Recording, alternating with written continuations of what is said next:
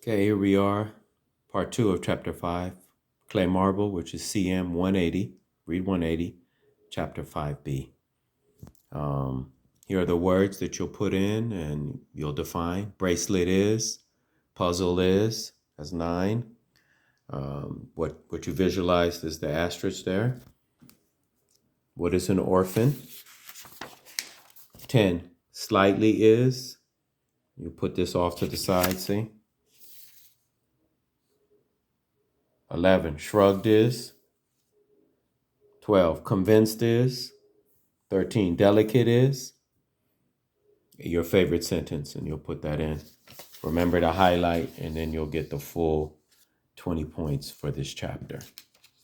And here we go.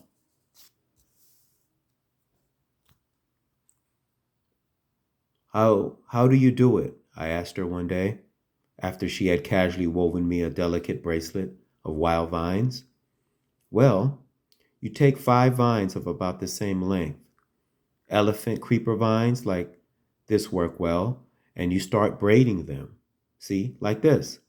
No, I don't mean just this bracelet, I said. I mean the goldfish too, and the kites and toy trucks and. But they're all different, John 2 said. You make them different ways. But how do you know what to make? Is there some kind of magic in your hands, maybe? Highlight. John 2 looked puzzled. I don't know, she said, turning her hands over and examining them with vague interest. That highlighted part is what I visualized. I visualized John 2's puzzled face and turning her hands over. Okay? They looked like ordinary hands, the fingernails grimy, the palms slightly calloused. I don't see anything there, she said. Nothing that looks like magic. She shrugged and dismissed the subject. Yet the more I watched her, the more convinced I became that John 2's hands were gifted with some special powers, some magic. How else could anyone explain how she made that wonderful mobile of 2 delicate dolls husking rice? Even from the start, I knew it was going to be something special. For 3 days, John 2 had kept me busy scrounging up a collection of old cloth and string. Then, as I sat cross-legged watching her, she fashioned 2 straw dolls in sarongs and straw hats and, with dabs of sticky rice, glued their feet onto a smooth branch. Carefully, she tied strings connecting the doll's wrists and waist, so that when one doll bent over, the other one straightened up. Each doll held a long, thin club, with which, in turn, one would pound at a tiny mortar as the other doll lifted up its club in readiness. John 2 held up the mobile and showed me how a mere breath of wind would set the 2 dolls in motion. Pound and lift, up and down.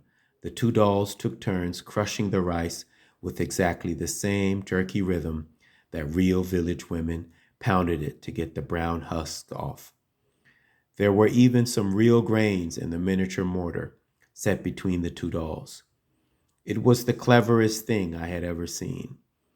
Children crowded around John 2, pressing from all sides to watch her work it.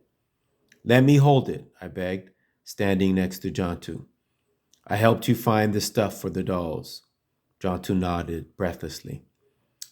I held it carefully and blew on it. It worked. One of the dolls bent down and pounded the mortar with its club. The other doll straightened up and waited its turn. I was still engrossed with it when someone shouted a warning. Watch out! Chene is coming. Even in my short stay at the camp, I heard of Chene. He liked to break things, and he was a bully. An orphan. Chene made his way to the border alone.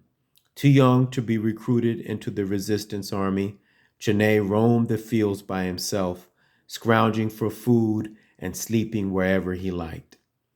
Chene sauntered up and shoved his way through to us. What you got there? He demanded. Nothing, I said, trying to hide the toy behind me. Laughing, Chene snatched it away from me. One of the dolls was ripped loose and dropped to the ground. As I bent over to retrieve it, Janae pushed me aside. Leave it, he said. That's for kids. Look what I have. Highlight. He thrust his arm out. It was crawling with big red ants. You could visualize that too. The fierce kind that really sting when they bite. I'm letting them bite me, see? He bragged. Already small, fierce welts were swelling up on his arm as some ants kept biting him. That's dumb, I exclaimed. Dodging behind him, I tried to snatch the mobile back from him. Chene flung the toy to the ground, scattering straw and red ants into the air. I grabbed onto his hand, but he was taller than I and much stronger. He shoved me aside and stomped on the dolls until there were nothing but a pile of crushed sticks and rags. Then, kicking aside a boy who stood in his way, Chene strode off angrily, brushing red ants off his arm. I squatted down beside the bits of dolls and tried to fit them together, but it was no use. The delicate mobile was beyond repair. I could feel my eyes smarting with anger. Tears, smarting with angry tears. I should have held on to it more tightly, I said bitterly. I shouldn't have let him grab it away from me. Jontu knelt next to me, took the fragments of the dolls out of my hands. Never mind, she said quietly, putting them aside. We can always start something new. But it took you so long to make it, I said. Idly, Jontu scooped up a lump of mud from a puddle by her feet and began to net it in her hands. Sure, but the fun is in the making, she said. Highlight. She looked down at the lump of mud in her hands with sudden interest. Have you ever noticed how nice the soil around here is? She asked. Almost like clay. She smoothed the ball with quick fingers, then rolled it between her palms. When she opened her palm and held it out to me, there was a small brown ball of mud cupped in it. For you, she announced. I looked at it. Compared to the delicate rice pounding mobile, this was not very interesting at all. I don't want it, I said. It's just a mud ball. No, it's not. It's a marble, Jontu said, her eyes sparkling. She blew on it. There. Now it's a magic marble. I took it and held it. Round and cool, it had a nice solid feel to it. I glanced at Jontu. She was smiling. Slowly, I smiled back at her. Maybe, I thought, maybe she put some magic in the marble. After all, why else would I feel better just holding it? All right, and that might be the picture of the book. I should probably highlight that too. So let me highlight that.